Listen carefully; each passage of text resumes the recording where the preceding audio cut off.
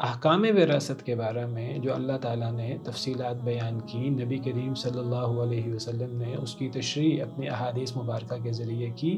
بطور خاص وراثت کے احکام میں جو اللہ اور اللہ کے رسول کی اطاعت کرے وہ جنتی ہے، وہ کامیاب ہو گیا۔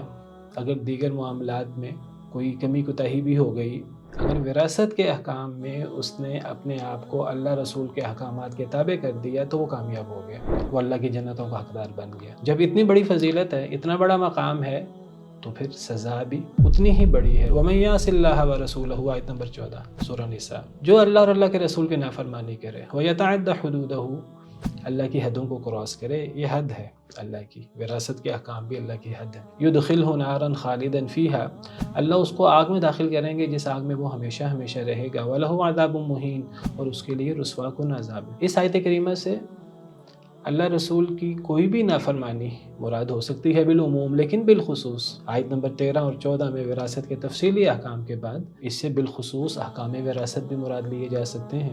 وَتَأْكُلُونَ التُّرَاثَ أَكْلًا لَمًّا، جاہلیت کی طرح تم مال کو، وراثت کو کھا جاتے ہو۔ وَتُحِبُّونَ الْمَالَ حُبًّا جَمًّا، تم مال سے بڑی محبت کرتے ہو۔ تو جو مال پر سام بن کے بیٹھ جائے گا اور جو اللہ رسول نے تفصیلات بیان کی، جو احکامات دیے ہیں، ان کی پیروی نہیں کرے گا تو اللہ کی حدوں کو کراس کرے گا، تو فرمایا کہ اللہ اسے آگ میں داخل کریں گے اور وہ اس میں ہمیشہ ہمیشہ رہے گا اور اس کو رسوا کن عذاب ہے۔ اگر ایک بندہ دیگر دین کے احکامات پر عمل کرتا ہے، نماز، روزہ، حقوق اللہ، حقوق العباد، دیگر اچھے طریقے سے سر انجام دیتا ہے، لیکن وراثت کے معاملے میں اللہ کی حدوں کو کراس کرتا ہے، اللہ رسول کے احکامات پر عمل نہیں کرتا، تو وہ جہنمی ہے والعیاذ باللہ۔ اور ایک اور نقطہ جو اہم ہے اس آیت کریمہ میں، یہاں اللہ تعالیٰ نے جہنم کے ساتھ ہمیشگی کی وعید سنائی ہے۔ یدخلہ نارا خالدا فیہا، اللہ اس کو آگ میں داخل کریں گے جس میں وہ ہمیشہ ہمیشہ رہے گا۔